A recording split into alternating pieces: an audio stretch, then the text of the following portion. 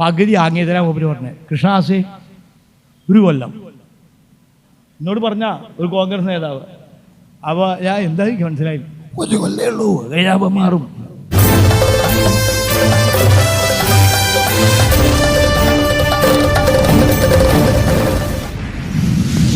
ഇല്ല, ഇപ്പോൾ 3 മാസം ആയില്ല അല്ലേ? എത്ര 2.5? കഷ്ടി 2.5 ആയിട്ടുള്ളൂ. 2 മാസം. ചായപ്പീടികയിലൊക്കെ വർത്താനം തുടങ്ങി. ചായപ്പീടികയിൽ വർത്താനം തുടങ്ങി, അങ്ങനെയൊക്കെയുള്ള വർത്താനം തുടങ്ങി. എന്താ കാര്യത്തിൽ ചോറിങ്ങനെ കുഴച്ച് ഉരുളയാക്കി ഇവിടെ വരെ എത്തുമ്പോൾ കരണ്ട് പോയി. എന്നിട്ട് മൂക്കിരിക്കൊക്കെ പോകണം ഇങ്ങനെ. അപ്പം കരണ്ടില്ല. നിങ്ങൾ ആലോചിച്ചിട്ട് ഞാൻ പറയണത്, നമ്മളിപ്പോൾ ഒരു ഗവൺമെൻറ് വന്നു, അവരോട് വരുമ്പോഴേക്കും അവരെ തൊള്ളത്തൊന്ന് പറയാന്നുള്ളത് വിചാരിക്കണ്ട. ഇലക്ട്രിസിറ്റിക്ക് ഒരു ക്ഷാമുണ്ട്, പൊതുവിൽ കുറച്ച് വന്നു, മഴ സമയത്ത് പെയ്യാത്തതുകൊണ്ട്. ഇത് മുമ്പുണ്ടായിട്ടുണ്ട്, ഇപ്പോൾ ആദ്യമൊന്നല്ല. ആദ്യം ആ സമയത്ത് മഴ പെയ്യാത്തത് കേരളത്തിൽ ഇതിലുണ്ടായിട്ടുണ്ട്. പ്രശ്നം എന്താ? പ്രശ്നം ഇത് എങ്ങനെ, how do you manage the crisis? ഒരു പ്രശ്നം ഉണ്ടാവുമ്പോൾ നിങ്ങൾ ആ പ്രശ്നത്തെ എങ്ങനെയാണ് മാനേജ് ചെയ്യുന്നത്? മുമ്പുണ്ടായിട്ടുണ്ട്. ഇവർക്ക് പറയാലോ, ജനങ്ങളെ നമുക്ക് ഇത്ര കറണ്ടാണ് ആവശ്യം, ഇത്ര കറണ്ടേ ഇവിടെ ഉള്ളൂ, വാങ്ങാൻ ബുദ്ധിമുട്ടുണ്ട്, കിട്ടുന്നില്ല, വിഷമമുണ്ട്. അതുകൊണ്ട് നിങ്ങൾ ഒരു കാര്യം ചെയ്യണം, ചെറിയൊരു പവർ കട്ട് ഉണ്ടാവും ഓരോ സെക്ഷനിലും. തിരൂര് പുറത്തൂർ സെക്ഷൻ രാത്രി 7:30 to 8 മണി വരെ കറണ്ട് ഉണ്ടാവില്ല. അതുകൊണ്ട് ആ സമയങ്ങൾ എന്താ ചെയ്യേണ്ടത് വെച്ചാൽ നോക്കിക്കളി, നേരത്തെ അറിയിക്കുക. നമ്മളതിന് പ്രിപ്പയർഡ് ആയിട്ടിരിക്കുമല്ലോ. ഇത് പ്രേതം വരുന്ന മാതിരി ഇത് എപ്പോഴാണ് വരിക പോവാന്ന് ആർക്കും അറിയാതിരുന്ന എന്ത് ചെയ്യുക? അവിടെയാണ് നിങ്ങളുടെ കഴിവുകേട്. നിങ്ങൾക്ക് എന്തുകൊണ്ടാണ് ഇതിനെ സയന്റിഫിക് ആയിട്ട് മാനേജ് ചെയ്തുകൂടാ? നിങ്ങൾ ജനങ്ങളോട് പറയണ്ടേ, ഇത്ര മണി മുതൽ ഇത്ര മണി വരെ ഇന്ന സ്ഥലത്ത് കറണ്ട് ഉണ്ടാവില്ല, അതുകൊണ്ട് അരി അരക്കേണ്ടവർ ഇത്ര സമയത്ത് അരച്ചു വെക്കണം, മിക്സിയിലെ മുളക് അരക്കേണ്ടവർ ഇന്ന സമയത്ത് അരച്ചു വെച്ചോളണം, കൂട്ടാൻ വയ്ക്കേണ്ടവർ ഇന്ന ചെയ്യണം, ചൂടുവെള്ളത്തിൽ കുളിക്കാം, ഹീറ്ററിട്ട് കുളിക്കേണ്ടവർ ആ സമയത്ത് കുളിച്ചോളണം, അല്ലെങ്കിൽ കഴിഞ്ഞിട്ട് കുളിക്കാം, ഈ സമയത്ത് ഉണ്ടാവില്ല. ഇതിങ്ങനെ നമ്മൾ കുളിമുറി കയറി സോപ്പ് തേച്ച് മുഖത്ത് തേക്കുമ്പോൾ കറണ്ട് പോയി, പിന്നെ സോപ്പ് തേച്ചിട്ട് ആ വെള്ളം എവിടെയാന്ന് തന്നെ അറിയാതെ അപ്പി കിടക്കും. എന്തന്യായ ഇതൊക്കെ എത്ര സുഖമായിട്ട് പരിഹരിക്കാം. നിങ്ങൾക്ക് മാനേജ് ചെയ്യാൻ അറിയില്ല, അതല്ലേ പ്രശ്നം. ഇലക്ട്രിസിറ്റിയുടെ കുറവെന്ന് പറഞ്ഞിട്ടുണ്ടെങ്കിൽ നമ്മൾ അങ്ങനെ ഇലക്ട്രിസിറ്റി കുറഞ്ഞ സംസ്ഥാനം തന്നെയാണ് കേരളം. ഇലക്ട്രിസിറ്റി സർപ്ലസ് സ്റ്റേറ്റ് അല്ല കേരളം. ആകെ കേരളത്തിൽ എത്ര ഇലക്ട്രിസിറ്റി വേണോ അതിന് 44% ഉള്ളൂ ഇവിടെ. ബാക്കിയുള്ളതൊക്കെ നമ്മൾ പുറത്തുനിന്ന് ഒപ്പിക്കുകയാണ്. അപ്പോൾ നമുക്ക് പ്രശ്നങ്ങളൊക്കെ ഉണ്ട്. മുമ്പ് ഇങ്ങനെ തന്നെയാണ്. പക്ഷേ ആളുകളോട് പറയും ഇത്ര മണി മുതൽ ഇത്ര മണി വരെ ഇന്നോടത്ത് കറണ്ട് ഉണ്ടാവില്ല, അതുകൊണ്ട് സൂക്ഷിച്ച് കൈകാര്യം ചെയ്തോളണം. നമ്മളതിന് പ്രിപ്പയർഡ് ആവും. ഇതിപ്പോ എപ്പോഴാ പോവുക എപ്പോഴാ വരികയെന്ന് അറിയില്ലല്ലോ. അതല്ല നിങ്ങളുടെ കഴിവുകേട്. നിങ്ങൾക്ക് എന്തുകൊണ്ട് ഇത് മാനേജ് ചെയ്യാൻ അറിയുന്നില്ല? പ്രശ്നങ്ങൾ ഉണ്ടാവുമ്പോൾ മാനേജ് ചെയ്യാൻ അറിയുന്നില്ല. എന്തൊക്കെയാണ് നിൽക്കാന്നൊന്നും പറയാൻ പറ്റില്ല കേട്ടോ. പിന്നെ മുരളീധരൻ പറഞ്ഞിട്ടുണ്ട്, ആസ്പത്രികളിൽ അങ്ങനെ പോച്ചോറ് കൊടുക്കാനൊന്നും സമ്മതിക്കില്ല. എന്തൊരു അന്യായം ആലോചിച്ചു. ഇവരോട്ട് കൊടുക്കൂല, വേറൊരാൾ കൊടുക്കാനോട്ട് സമ്മതിക്കൂല. അപ്പോൾ മുരളി പറഞ്ഞൊരു ഡിവൈഎഫ്ഐ ആയാലും ശരി, ആരായാലും ശരി, സർക്കാർ തീരുമാനമാണ്. ഇതൊക്കെ കേട്ടാൽ തോന്നി ആദ്യമായിട്ട് ഒരു സർക്കാർ ഉണ്ടായത് ഇവിടെ നിന്നല്ലേ. ഡിവൈഎഫ്ഐയെ ആസ്പത്രിയിൽ പ്രവേശിപ്പിക്കില്ല. എനിക്കത് കേട്ടപ്പോൾ തോന്നിയത്, ഇയാളുടെ അച്ഛൻ സാക്ഷാൽ കെ കരുണാകരൻ കേരളത്തിലെ മുഖ്യമന്ത്രിയായിരുന്നു. അന്നും ഇവിടെ ഡിവൈഎഫ്ഐ ഉണ്ട്. അന്ന് ആ ഗവൺമെന്റ് കുറെ അന്യായങ്ങൾ ചെയ്തു. ആ അന്യായങ്ങളെ അവസാനിപ്പിക്കുന്നത് വരെ നിങ്ങളെ പുറത്തിറങ്ങാൻ സമ്മതിക്കില്ല എന്ന് പ്രഖ്യാപിച്ചു ഡിവൈഎഫ്ഐ. 1986 ഞാനന്ന് ഡിവൈഎഫ്ഐയുടെ ബ്ലോക്ക് സെക്രട്ടറിയാണ്. ഇറങ്ങിയില്ല കരുണാകരൻ ഉൾപ്പെടെയുള്ള മന്ത്രിമാര്.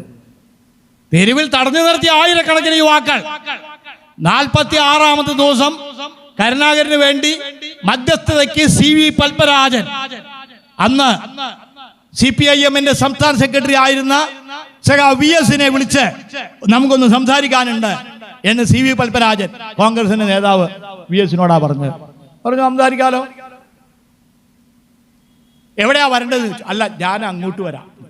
സി പത്മരാജൻ പഴയ നമ്മുടെ AK സെൻറ്ററിലാണ് വന്നത്, സംസാരിച്ചു. ഇങ്ങനെ പോകരുത്, നിങ്ങളുടെ കുട്ടികൾ തല്ലുകളുണ്ട്. അപ്പോൾ VS പറഞ്ഞാൽ കുട്ടികളുടെ തല്ലുകൊള്ളാൽ ഞങ്ങൾ സഹിച്ചോളാം. VS അതിനെപ്പറ്റി നിങ്ങൾ ബേജാറാവണ്ട, ഇതാ നമുക്ക് തീർക്കാനുള്ള മാർഗം എന്ന് പറയാം. അന്ന് DYFIയുടെ സംസ്ഥാന സെക്രട്ടറി സഖാവ് S Sharma, president secretary M ദാസൻ, ഇവർ രണ്ടാളെയും വിളിച്ചു സെക്രട്ടേറിയറ്റിൽ. മുഖ്യമന്ത്രി ചർച്ച നടത്തിയിട്ട് നിങ്ങളിത് നിർത്തണം, ഈ സമരം എന്താ വേണ്ടെങ്കിൽ ആവാം. DYFIയുടെ നേതാക്കൾ മറുപടി പറഞ്ഞു. അങ്ങനെ മുഖ്യമന്ത്രിയുടെ ഒരു ഭാഗത്ത് ശർമ്മ, ഒരു ഭാഗത്ത് M ദാസൻ പത്രസമ്മേളനം നടത്തിയിട്ടാണ് സമരം ഒത്തുതീർപ്പായത് പ്രഖ്യാപിച്ചത്. ഓർമ്മയുണ്ടോ മുരളീധരന്? നിങ്ങളുടെ അച്ഛൻ വിചാരിച്ച് നടക്കാത്തത് നിങ്ങൾ വിചാരിച്ചാൽ നടക്കില്ല എന്നുള്ളത് മുരളീധരനെ ആരെങ്കിലും ഒന്ന് പറഞ്ഞു കൊടുക്കണം. എൻ്റെ ഒരു വെല്ലുവിളി ഇതൊക്കെ. ഒന്നാമത് ഞാൻ ചോദിക്കുന്നത്, ഇതിലൊക്കെ തർക്കം ഉണ്ടാക്കേണ്ട ആവശ്യം എന്താ? ആസ്പത്രിയിൽ ഒരു സംഘടന പൊതിച്ചോറ് കൊടുക്കുന്നു.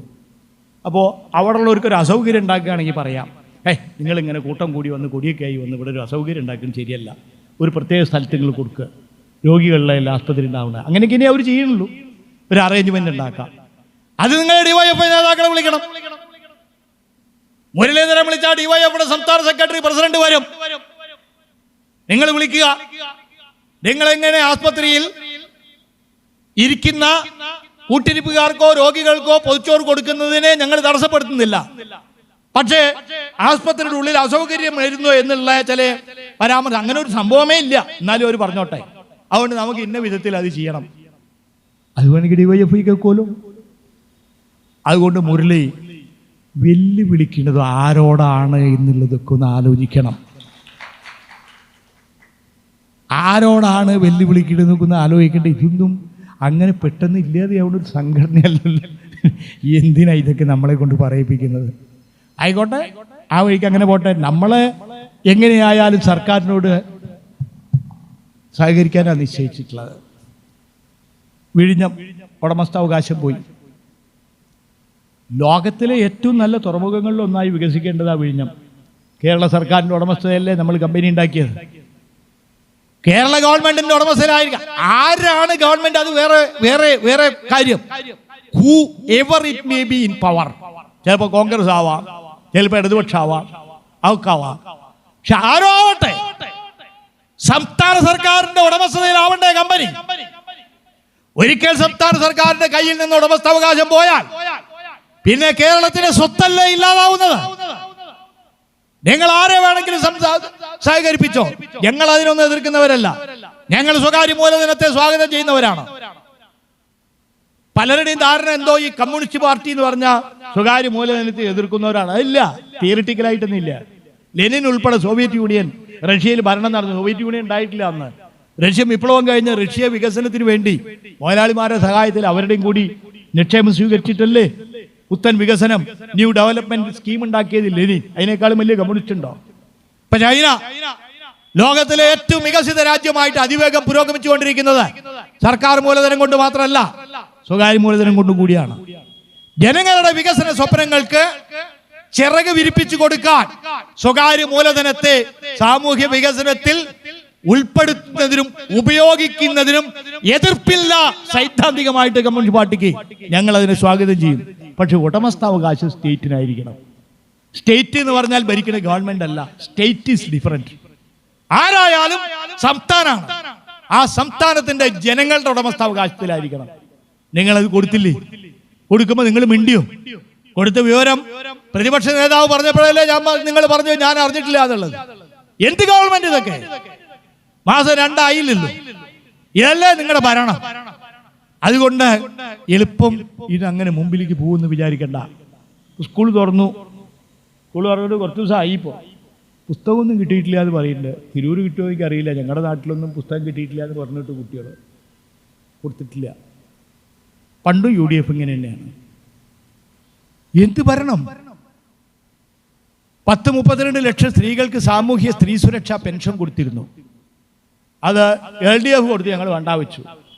എൻ്റെ സ്നേഹിതരെ, LDF കൊടുത്തത്, പിണറായി വിജയൻ കൊടുത്തത് ബാലഗോപാലിൻ്റെ പുഞ്ചപ്പാടം വിറ്റിട്ടൊന്നുമല്ല, ജനങ്ങളുടെ നികുതി പണത്തിൽ നിന്നാണ്. നിങ്ങൾ മനസ്സിലാക്കുക. 32 ലക്ഷം സ്ത്രീകൾക്ക് 1000 രൂപ വീതം സ്ത്രീ സുരക്ഷാ പെൻഷൻ അത് LDF പ്രഖ്യാപിച്ചത്. ബാലഗോപാലിന്റെ പുഞ്ചപാഠം വെച്ചിട്ടൊന്നല്ലോ, ജനങ്ങളുടെ നികുതി പണത്തിനല്ലേ കൊടുക്കുന്നത്. നിങ്ങൾ കൊടുക്കുന്ന ജനങ്ങളുടെ നികുതി പണത്തിനല്ലേ. അങ്ങനെ നിർത്തിവെക്കാൻ പാടുണ്ടോ? ശരിയാണോ അത്? ഒരു ഗവൺമെന്റ് മാറിയാൽ ആ ഗവൺമെന്റ് ഉണ്ടായിരുന്ന കാലത്ത് അവർ തുറന്നുകൊണ്ടിരുന്ന വികസനം വേണ്ട എന്ന് വയ്ക്കുക. ഒരു ഗവൺമെന്റ് മാറിയാൽ ആ ഗവൺമെന്റ് ഏർപ്പെടുത്തിയിട്ടുള്ള സാമൂഹ്യ സുരക്ഷാ പദ്ധതികൾ വേണ്ട എന്ന് വയ്ക്കുക, ക്ഷേമ പദ്ധതികൾ വേണ്ട എന്ന് വയ്ക്കുക. എന്ത് ന്യായമാണിതൊക്കെ? എന്ത് അന്യായമാണ് നിങ്ങൾ ചെയ്യുന്നത്? ജനങ്ങൾ ഇത് പറയാൻ തുടങ്ങി. എത്ര പെട്ടെന്നാ വ്യത്യാസം തിരിച്ചറിഞ്ഞത്, എത്ര പെട്ടെന്ന്, വളരെ പെട്ടെന്ന് ഇത് തിരിച്ചറിയാൻ തുടങ്ങി. അല്ല, അതൊക്കെ അവർ നന്നാവണത് അവരുടെ കാര്യം. ഇപ്പം എന്നോട് ഒരു കോൺഗ്രസ് നേതാവ് പറഞ്ഞതെന്താ വെച്ചാൽ, ട്രെയിനിൽ പോകുമ്പോൾ പറഞ്ഞെന്താ വെച്ചാൽ, മൂപ്പര് വേറെ അടുത്ത ആൾക്കാരെന്ന് വെച്ച് കാണാച്ചിട്ട് കേൾക്കണ്ട വെച്ചിട്ട് പകുതി ആങ്ങിയതിനാ മൂപ്പര് പറഞ്ഞത്. കൃഷ്ണദാസേ, ഒരു കൊല്ലം എന്നോട് പറഞ്ഞ ഒരു കോൺഗ്രസ് നേതാവ്. അപ്പോൾ ഞാൻ എന്താ എനിക്ക് മനസ്സിലായി, ഒരു കൊല്ലേ ഉള്ളൂ, കഴിയാപ്പം മാറും. ഇതാണ് സ്ഥിതി കോൺഗ്രസിന്റെ അകത്തന്നെ. ഈ ഭരണത്തിൽ ആർക്കുണ്ട് വിശ്വാസം?